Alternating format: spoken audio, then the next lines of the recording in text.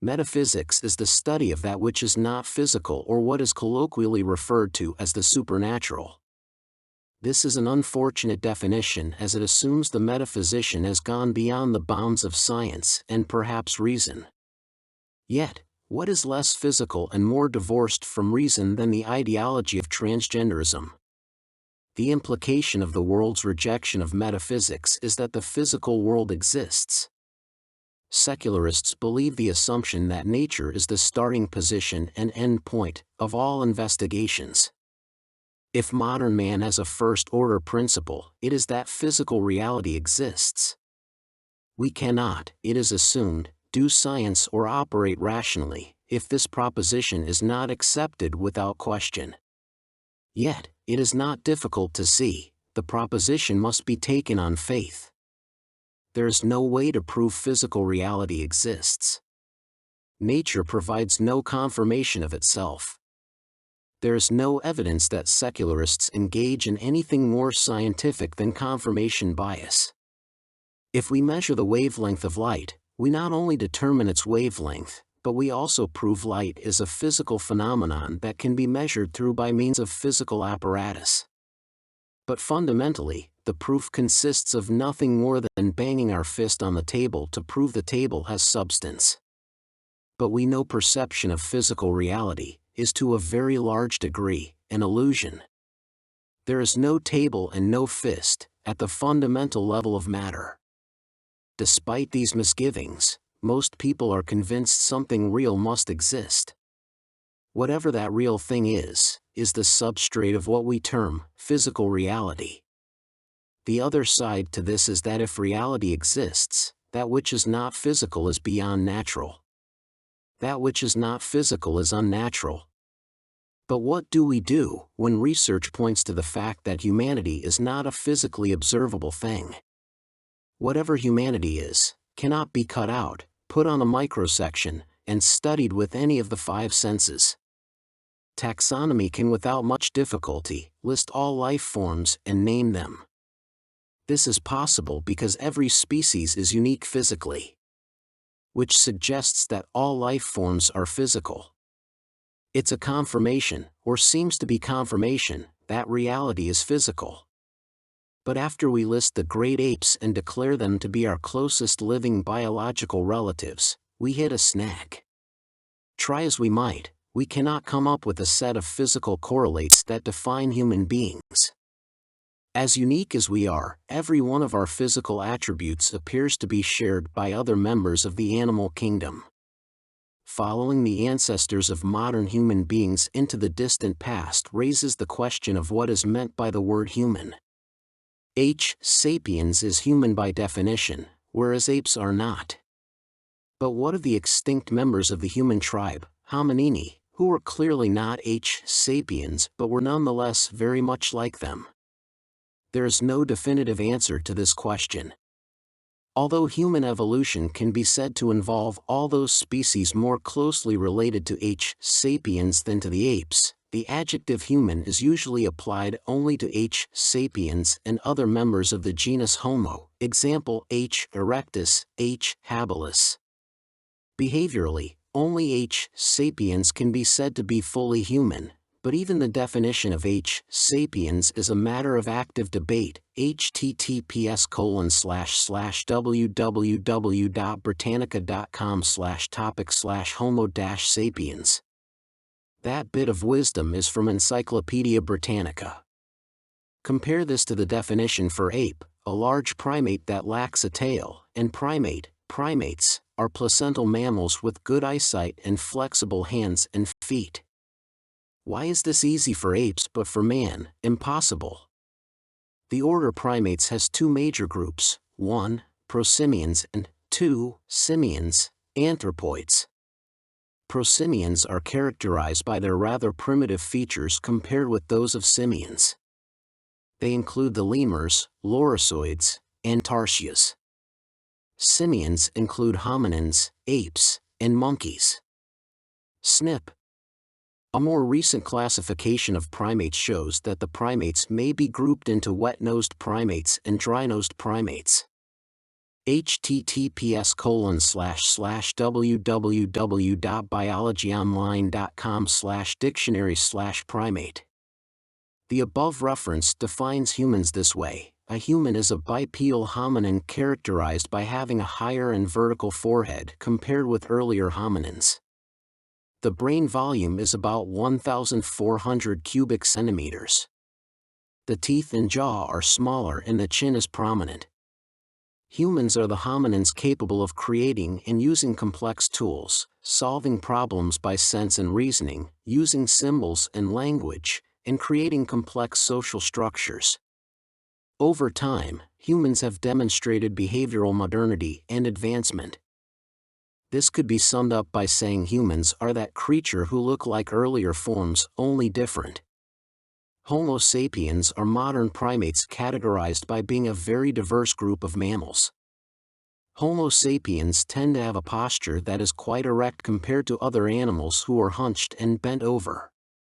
They use two of their limbs mainly to move, bipedal locomotion, versus the four used by other mammals.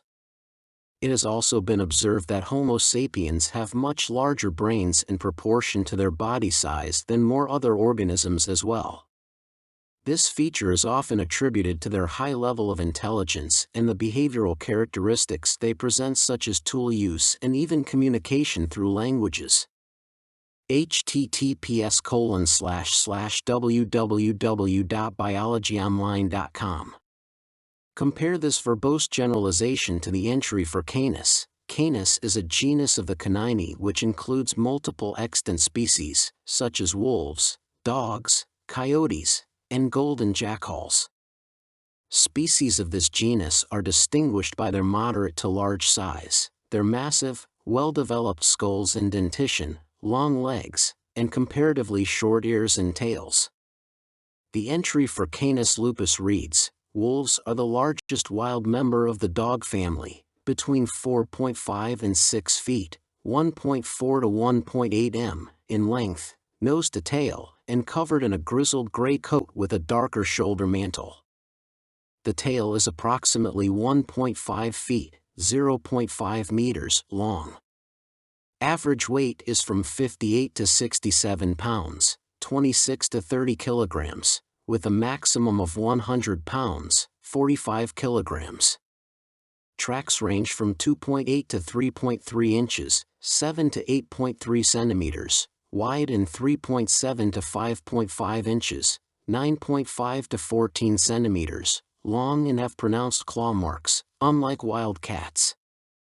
https://mnfi.anr.msu.edu/species/description/11461/canis-lupus. No one is uncomfortable with the definition of the wolf. Nor is it difficult to identify what is being talked about.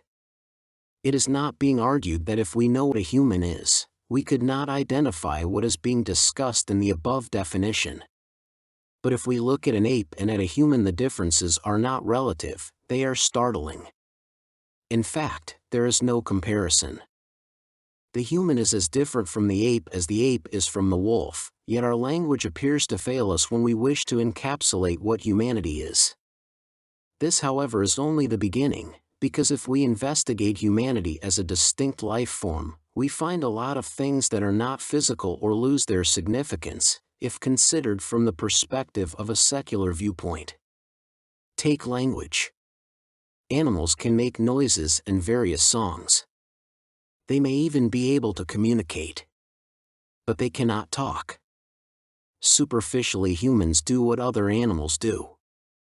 We make noises by inflection and deflection, but with the addition of tongue and lips we are able to create sophisticated languages. What is more, we can create symbols. Symbols are totally artificial and arbitrary ways to represent sound, in order to bring language to other areas, such as in printing and Morse code. We can even communicate using signal flags. This is the quandary, if not the paradox, of humankind. We are the creature which we are most familiar with, and yet we remain the biggest puzzle.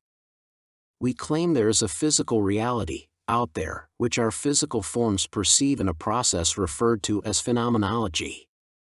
The world impinges upon our physical senses, which, through our system of nerves, transmits the signal to our brain. This is where it really becomes confusing, because there is no possible path from objective reality to mental conceptualization. Electrical signals transmitted by the olfactory nerve to the brain cannot produce a three-dimensional picture of reality. Even if it could, who is there to look at it? Not only does there need to be an observer, but the observer also has to know how to decode the signal, which means the observer needs to know the difference between sense and nonsense. The observer has to know what meaning is and what lacks meaning.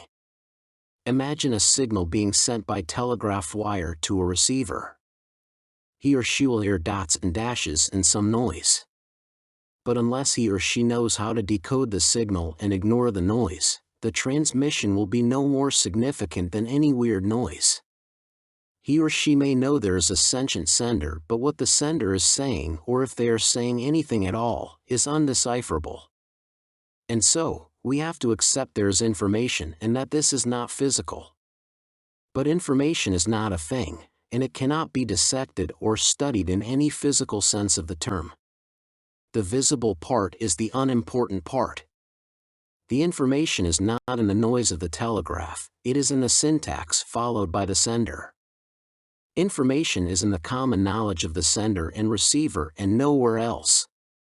The signal could have been conveyed by finger tapping, a rock hitting a wall, or by light. The medium is irrelevant. The message is in the common language of sender and receiver. But the message can only be understood by someone who has been taught the language. Language is not something one learns spontaneously. It has to be learned from a speaker. Because the language is not physical or even meaningful in an absolute sense, it only has meaning because of convention. Language is a kind of tradition transmitted to others. But where did it originate? Tradition tells us this shape or sound means this. The meaning is arbitrary and is established by convention. What is a symbol and what is just a doodle? There is no objective difference. Who decided what means what? But we still hang on to the idea that despite the evidence of language, mind, emotion, information, truth, and so on, there is still something real, objective, and independent of human beings. Even when we accept language as artificial, we think that what we talk about has an existence divorced from what is being discussed. But when we talk about language, what is there but the language we talk about? The car is the concept.